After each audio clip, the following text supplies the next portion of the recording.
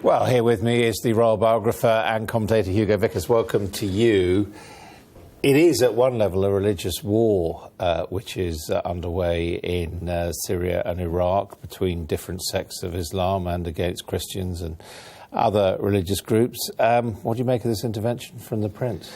Well, I think he's talking good sense, and I think what he's asking people to do is, it's an appeal for peace, isn't it? And that everybody should, look at the various issues and see if they can resolve them. I think there's absolutely no harm in him saying that. I think it gets more complicated if he talks about things which are political, and you could argue that this has a very strong political emphasis as well.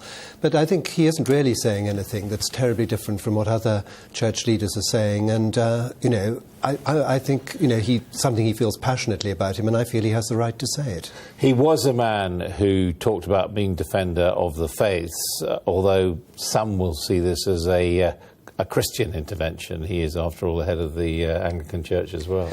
Well, he isn't head of the Anglican Church yet, of course, but I know what you mean. He's coming. I stand corrected. And in fact, perhaps that is an important distinction, that while he's Prince of Wales, I think he can say a lot of things that he won't really be able to say when he's king.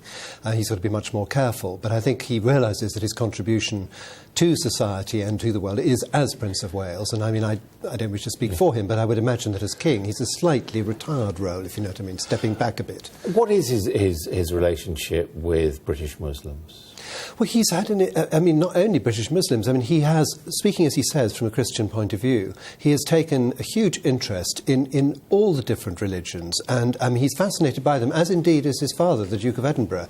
There have been a lot of private discussions and interfaith conferences and all sorts of things like that going on, which surely, is to the good, because the worst thing is that so many, wars and things are based on religious differences. Because listening to his words, part of his message is there is room for tolerance in Islam. Absolutely, yes. Well, some terrible things have happened, and any of us would wish that these things should not happen. And if he can do some good by getting people to talk from the top and send their message out to their own religions to be a little bit more tolerant of each other, and accept what other people believe in and not fight about it, that must be to the good.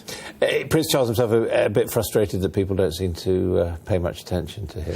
This is true. I think this is one of his frustrations. So therefore, although one could consider this to be a controversial intervention, maybe it won't prove to be as controversial as people think. Hugo Vickers, thank you very much.